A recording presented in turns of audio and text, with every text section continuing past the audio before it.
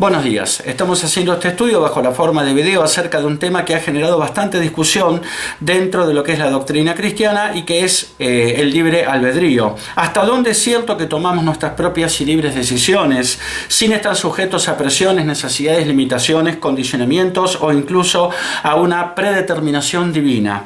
Veremos lo que es el libre albedrío tanto desde el punto de vista filosófico como desde el punto de vista de la teología cristiana de la salvación.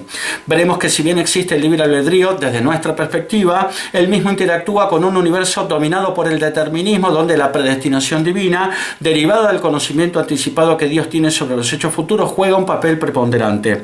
Este video va a aparecer en mi blog, que es un blog cristiano, cuya dirección va a aparecer ahora al pie del video en el zócalo, y la dirección es escudriñandolabiblia.blogspot.com.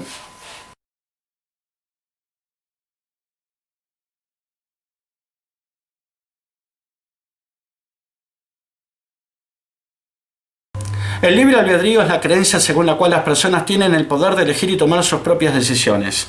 Es la potestad que el ser humano tiene de obrar según considere y elija. Esto significa que las personas tienen naturalmente libertad para tomar sus propias decisiones sin estar sujetos a presiones, necesidades, limitaciones, condicionamientos o a una predeterminación divina. Mientras que la libertad de acción es la capacidad de actuar, el libre albedrío es primeramente la capacidad de decidir o elegir, que eventualmente se traduce luego en la acción correspondiente. En suma, mientras la libertad es la capacidad de actuar libremente, el libre albedrío es la capacidad de decidir o elegir cómo actuar. Se puede hablar del libre albedrío desde dos puntos de vista, desde el punto de vista filosófico o desde el punto de vista religioso.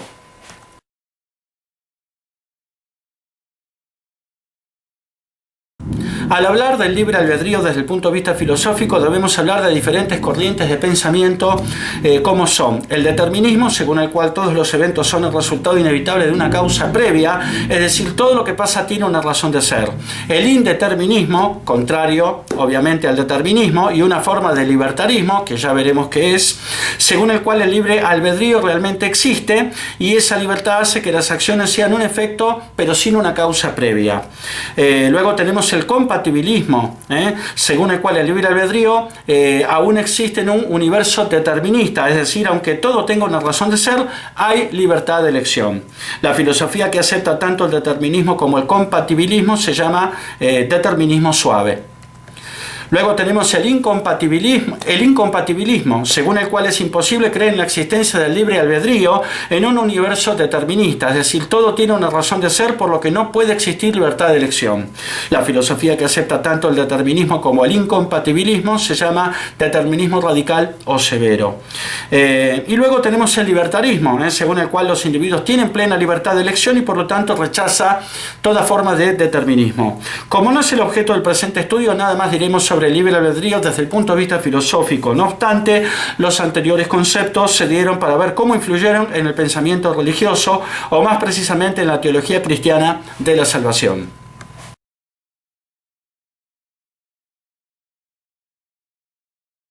Sacando otras religiones, como pueden ser el judaísmo o el islam, el cristianismo falso infiltrado, como puede ser el catolicismo romano, y las sectas cristianas, como pueden ser los testigos de Jehová, mormones, etc., dentro del cristianismo verdadero, que es el protestante, existen dos corrientes bien diferenciadas, el calvinismo y el arminianismo. Al respecto puedes ver en mi blog un estudio denominado Calvinismo, en una pestaña que se encuentra en la parte superior del blog, denominada Prédicas del autor del blog. Influenciados por calvinistas y arminianos dentro del espectro protestante, también llamado evangélico, a su vez hoy tenemos a bautistas y pentecostales, estos últimos llamados un poco peyorativamente carismáticos por los bautistas.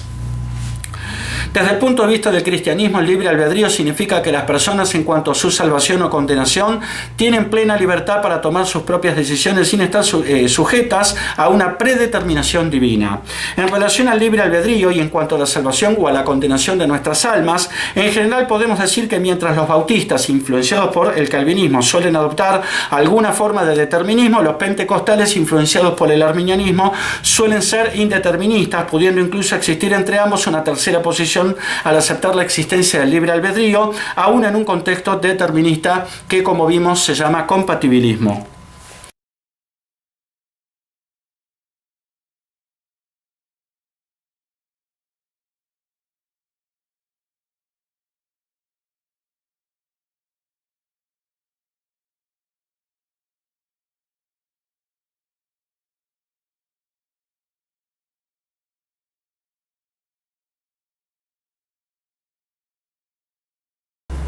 Hay algunas razones por las que conviene desconfiar de la existencia del libre albedrío pleno, a saber: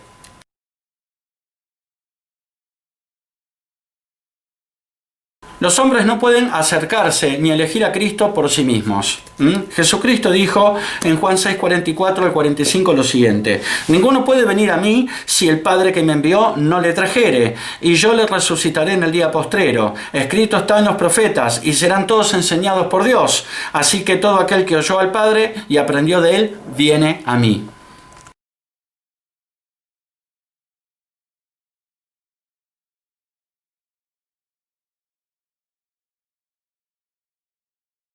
Y en Juan 15:16 podemos leer: no me elegisteis vosotros a mí, sino que yo os elegí a vosotros, y os he puesto para que vayáis y llevéis fruto, y vuestro fruto permanezca, para que todo lo que pidiereis al Padre en mi nombre, Él os lo dé.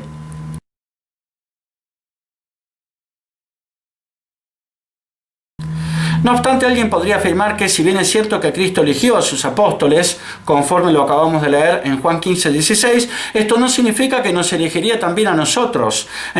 Para los que pretenden limitar la elección de Cristo solo a sus apóstoles, va el siguiente versículo. En Juan 17:20 al 21 podemos leer: mas no ruego solamente por esto, sino también por los que han de creer en mí por la palabra de ellos, para que todos sean uno, como tú, oh Padre, en mí y yo en ti, que también ellos sean uno en nosotros, para que el mundo crea que tú me enviaste.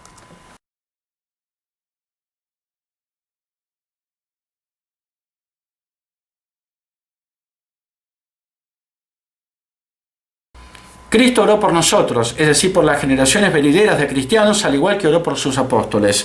Si no podemos acercarnos a Cristo por nuestros propios medios, porque el Padre nos lleva, y no lo elegimos nosotros a Él, sino que Él nos elige a nosotros, la idea del libre albedrío pleno comienza a perder un poco de fuerza desde el vamos.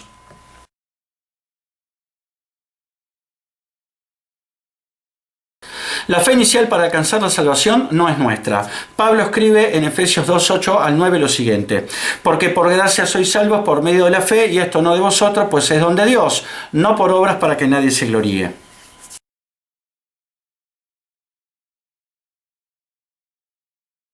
Para Pablo, la causa de la salvación es la gracia. ¿Y qué es la gracia? La gracia es el favor inmerecido de Dios por medio del cual podemos ser salvos, obedecer los mandamientos de Dios, aunque no de manera perfecta, y ser santos. La gracia es la actividad unilateral de Dios, por medio de la cual Él está todo el tiempo atrayendo a las almas hacia sí mismo.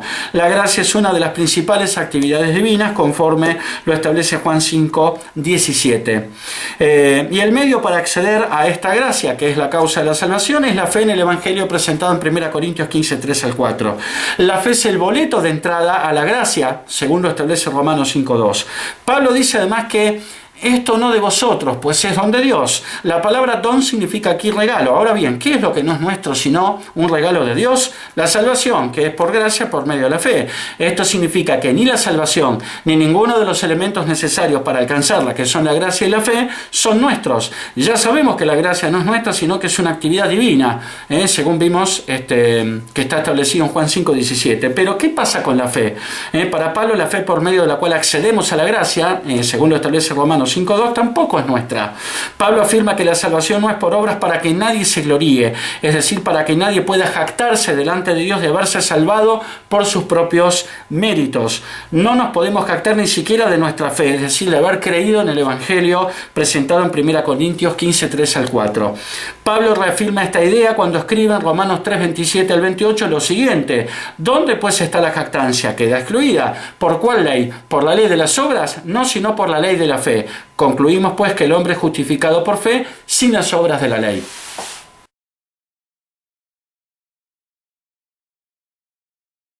Toda jactancia en cuanto a la salvación queda excluida, dice Pablo, por la ley de la fe. No hay nada en cuanto a su salvación de lo que el hombre pueda jactarse. Sin embargo, algunos creen que la fe es una respuesta humana a la predicación del Evangelio, en el sentido de que hay un predicador predicando el Evangelio y hay un auditorio donde, mientras algunos que aceptan el Evangelio se salvan, otros que lo rechazan se condenan. Para ellos la fe es un acto humano unilateral, rechazando toda intervención divina, pero como acabamos de demostrar, esta idea no tiene sustento fundado en las Escrituras. Analicemos la cuestión con algo de lógica. Si la salvación es por fe y no por obras, como lo afirma Efesios 2, 8 al 9, entonces la fe no puede ser una obra humana. De otro modo, el pasaje escrito por Pablo encerraría una contradicción. Si la fe califica como obra humana, entonces por definición no puede salvarnos, porque no somos salvos por obras. Por lo tanto, la fe que nos salva tiene que provenir 100% de Dios. ¿Se entiende el punto? Al oír con fe el Evangelio presentado en 1 Corintios 15, 3 al 4, no solamente somos salvos, sino que además recibimos el Espíritu Santo, conforme lo establece Gálatas 3.2, el cual no solo viene a morar, según Juan 14, 17 y 1 Corintios 3, 16 y 6, 19, sino que además es sellado en nosotros, conforme lo establece Efesios 1, 3 al 14, Efesios 4, 30 y 2 Corintios 1, 21 al 22. Aquí el Espíritu Santo ya ejecutó su obra en nosotros, consistente en convencernos de pecado, de justicia y de juicio, en los términos de Juan 16:8. Y es cuando van a empezar a aparecer los 9 frutos del Espíritu, siendo la fe uno de ellos, según Gálatas 5, 22, 23. O sea, el fruto de la fe va a aparecer por el solo hecho de que el Espíritu Santo está morando y fue sellado en nosotros. Para colmo, Pablo escribe estas inquietantes palabras. En 2 Tesalonicenses 3:2 podemos leer: y para que seamos librados de hombres perversos y malos, porque no es de todos la fe.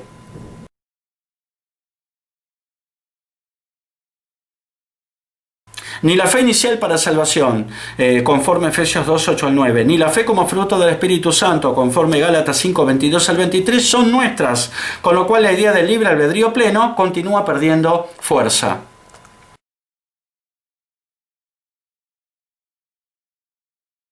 Es Dios el que abre el corazón y no el hombre para que impacte el Evangelio.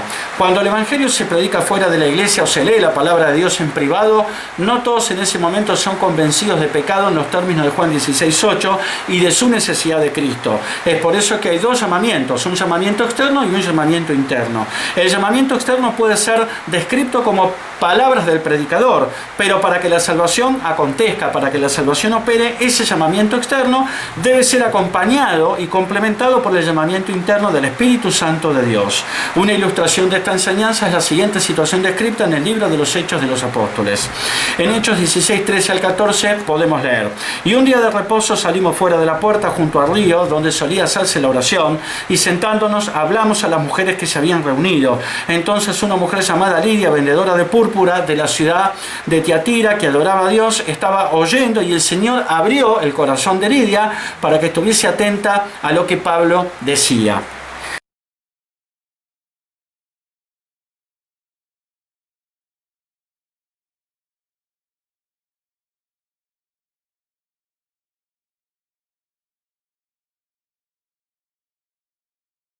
Pablo estaba predicando en la ciudad de Filipos, a la vera de un río, y entre su auditorio, dice el pasaje, había una mujer llamada Lidia, vendedora de púrpura, que estaba escuchando lo que Pablo decía. Pablo, es decir, el predicador, habló al oído de Lidia, y este es el llamamiento externo. Pero el Señor habló al corazón de Lidia, y este es el llamamiento interno. Los hombres, tanto varones como mujeres, por su misma naturaleza, resisten el Evangelio de Dios, y es por eso que se necesita el llamamiento interno del Espíritu Santo.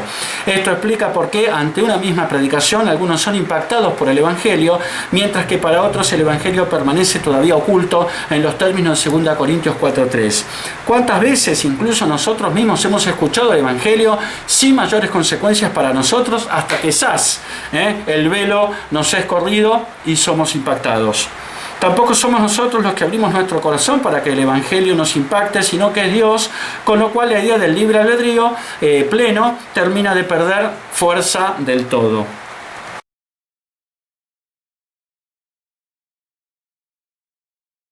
Al respecto puedes ver un estudio que hicimos hace algún tiempo denominado Doctrina de la Predestinación Divina, el cual puedes encontrar en mi blog, en su parte superior, en una pestaña denominada Prédicas del autor del blog. Como ya dijimos en ese estudio, en su oportunidad, sabemos que Dios predestina.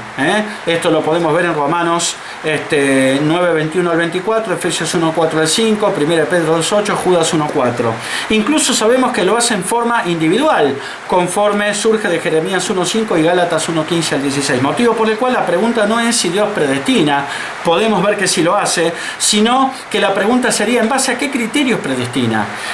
Como se trata de un Dios santo, justo y misericordioso, Dios, es claro que no lo puede hacer en función de unos criterios caprichosos o arbitrarios. Dios no puede violar sus atributos. Podríamos decir entonces que Dios predestina en función del conocimiento anticipado que Él tiene sobre el futuro. El conocido atributo de Dios denominado omnisciencia, que quiere decir que Dios todo lo sabe, incluye, además del pasado y del presente, el conocimiento de lo porvenir. En Isaías 46, 9 al 10 podemos leer: acordaos de las cosas pasadas desde los tiempos antiguos, porque yo soy Dios y no hay otro Dios, y nada hay semejante a mí, que anuncio lo porvenir desde el principio y desde la antigüedad lo que aún no era hecho, que digo, mi consejo permanecerá y haré todo lo que quiero.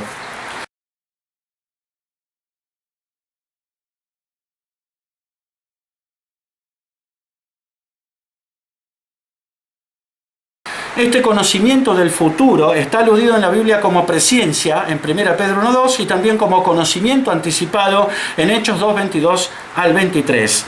La presciencia es un atributo de Dios por el que los acontecimientos futuros son conocidos por Él de antemano y sin mediar ningún indicio objetivo de que vayan a ocurrir. Cuando la Biblia habla de predestinación, hay que entenderla a la luz de este concepto de presciencia o conocimiento anticipado. La predestinación por parte de Dios no es entonces caprichosa ni arbitraria, sino que Dios predestina en función de lo que ya vio que va a ocurrir en el futuro.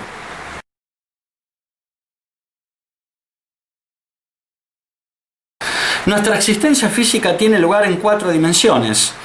Por un lado, en el espacio tridimensional, dado por el largo, el ancho y el alto, y a lo largo del tiempo.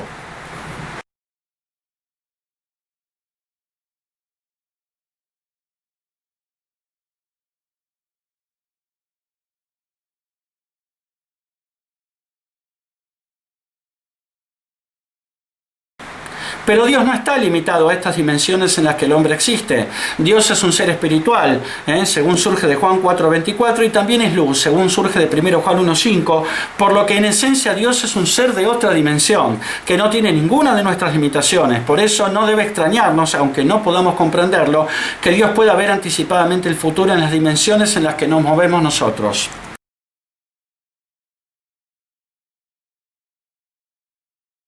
Los que niegan la doctrina de la predestinación sostienen que la predestinación de la que habla Romanos 8, 29 al 30, versículos que veremos a continuación, se refiere a la iglesia considerada como un cuerpo colectivo y no a personas individuales. Pero la predestinación a nivel individual está presente en la Biblia, como ya hemos dicho, en el Antiguo Testamento respecto de Jeremías en Jeremías 1:5 y en el Nuevo Testamento respecto de Pablo en Gálatas 1:15 al 16. Los pasajes que pueden considerarse el sustento bíblico por excelencia de la doctrina de la predestinación los escribió el apóstol Pablo y son los siguientes. En Romanos 8, 29 al 30 el apóstol nos escribe: porque a los que antes conoció también los predestinó para que fuesen hechos conformes a la imagen de su Hijo, para que Él sea el primogénito entre muchos hermanos. Y a los que predestinó a estos también llamó, y a los que llamó a estos también justificó, y a los que justificó a estos también glorificó.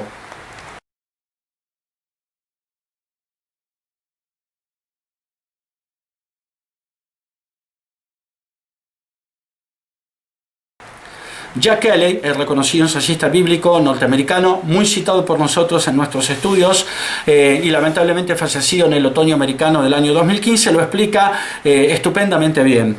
Él dice: si usted es salvo, Dios lo sabía desde antes que creara la tierra. Previo a darle a Adán su primer aliento, Él miró sobre la vasta extensión del tiempo y vio el momento en que usted tomaría esa decisión voluntaria e independiente para servirlo a Él. Él lo sabía de antemano. Es en ese momento cuando Dios hace una reservación para usted en el reino, jurando que nunca borrará su nombre del libro. Él predestinó. Cuando llegó el momento correcto, Él le habló a su corazón sabiendo que usted respondería. Él llamó. Y cuando usted lo hizo, Él le purificó de todos sus pecados, considerándolo a usted desde ese momento en adelante como si nunca hubiera pecado. Él justificó. Y un día pronto Él le dará a usted un cuerpo nuevo, eterno y un lugar cerca de Él en su reino. Él glorificó. En el contexto del tiempo usted tomó su propia y libre decisión para aceptar el perdón que Jesús adquirió para usted. Pero habiendo visto el fin desde el principio, el Señor siempre supo que usted lo haría. Durante toda su vida Él le ha estado observando, preparándolo para el día en que usted tomaría esa decisión. Y desde entonces Él le ha protegido porque Él ha prometido que nunca perderá a nadie que se le haya dado, según surge de Juan 6:39 al 40. Él sabe que es el trabajo del pastor guardar a las ovejas y él es el buen pastor. El vocablo griego traducido a conocer de antemano significa tener un conocimiento previo, dice Jack Kelly, o conocer con anterioridad. Y la palabra traducida predestinó significa asignar. La palabra traducida llamar proviene de la raíz que significa mandar, ordenar o alentar. La palabra justificar significa rendir a una persona como justa y glorificar significa alabar, elogiar, aumentar o celebrar, hacerlo glorioso. En términos simples, Pablo estaba diciendo que Dios tenía un conocimiento previo de todas las personas que lo escogerían a él y nos asignó un lugar en su reino en ese momento. Usted podría decir que Dios hizo una reservación para nosotros por adelantado. En el momento apropiado, en nuestra vida, Él nos anima a tomar la decisión que Él ya sabía que tomaríamos. Y cuando lo hicimos, Él aplicó el pago que ya había hecho por nuestros pecados, borrando la pizarra y justificándonos así como Él es justo. En el rapto y resurrección, Él nos glorificará para siempre. Ahora miremos lo que Pablo no dijo en Romanos 8, 29 al 30, dice Jack Kelly. Pablo no mencionó ninguna pérdida entre cualquiera de los 5 pasos. Los que Dios conoció de antemano son los que Él predestinó. Los que Él predestinó son los que Él llamó, los que Él llamó son los que Él justificó y los que Él justificó son los que Él glorificó. Ninguna persona se cae en las rajaduras y ninguna entra al proceso a mitad del mismo. El Señor conocía a todas las personas antes que Él empezara y Él no pierda ninguna de ellas en el proceso. La respuesta se encuentra en nuestro entendimiento del tiempo, dice Jack Kelly. Como seres físicos estamos gobernados por las leyes del tiempo. Estas leyes nos restringen de 2 maneras importantes. Solamente podemos mirar hacia atrás, es decir, podemos ver el pasado, pero no podemos volver allí para cambiarlo. Y nos estamos adentrando constantemente en el futuro, pero no podemos saber lo que nos deparará. Pero Dios no tiene estas limitaciones nuestras. El Señor puede ver el fin desde el principio y conocía todo lo que sucedería en su creación antes de que sucediera. En Isaías 46, 9 al 10, pasaje que ya hemos citado, podemos leer: acordaos de las cosas pasadas desde los tiempos antiguos, porque yo soy Dios y no hay otro Dios y nada hay semejante a mí. Que anuncio lo por venir desde el principio y desde la antigüedad lo que aún no era hecho, que digo, mi consejo permanecerá y haré todo lo que quiero.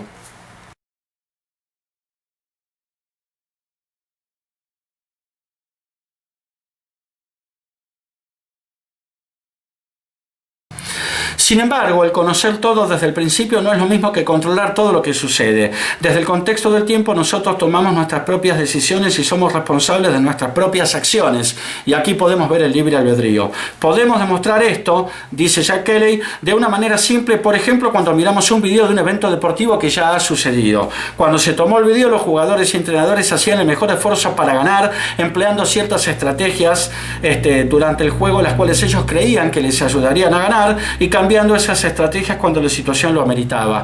Cuando estamos mirando ese video, no estamos controlando el comportamiento de los jugadores, puesto que ya sabemos el resultado que producirá su comportamiento. Y así que mientras están haciendo lo mejor que pueden, creyendo que van a ganar, ya nosotros sabemos el resultado antes de empezar a mirar el video. La vida es infinitamente más compleja, dice Jack Kelly, pero el principio es el mismo. Igual que los jugadores en el juego, nosotros tomamos nuestras propias decisiones acerca de cómo vivir nuestra vida. Nuevamente aquí podemos ver el libre albedrío, pero Dios conoce cuál va a ser el resultado de esas decisiones. Y Él sabía eso desde antes que nuestra vida comenzara. Aquí es donde está la gran diferencia entre Dios y nosotros. Mientras que miramos ese video, estamos limitados nosotros a ser observadores pasivos. Nada podemos hacer para influenciar el comportamiento de los jugadores, pero Dios no se contenta con ser un observador pasivo. Él quiere que todos sean salvos y de manera continua obra para influenciar nuestro comportamiento.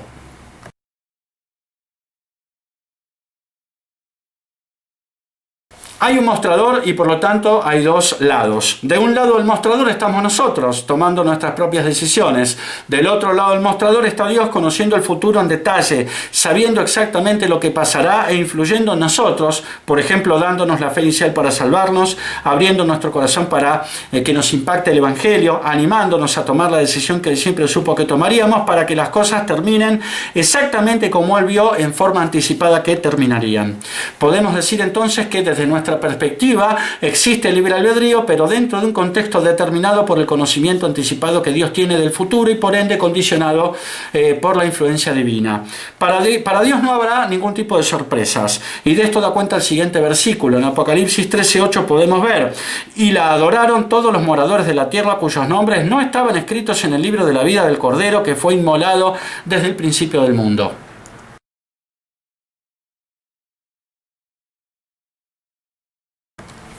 Los nombres de los que adorarán al anticristo durante el Apocalipsis no fueron borrados del libro de la vida del Cordero, sino que nunca estuvieron escritos allí, porque Dios siempre supo quiénes adorarían al anticristo. Existe el libre albedrío solo desde nuestra perspectiva, pero en un contexto en el que la salvación, más allá de nuestras acciones y elecciones personales, es el resultado inevitable de la predestinación divina. Y a esto, como hemos visto, se llama compatibilismo.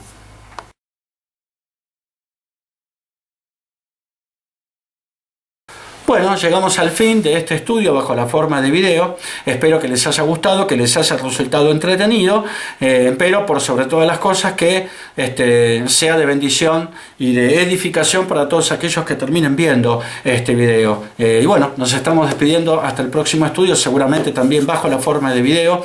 Que Dios los bendiga.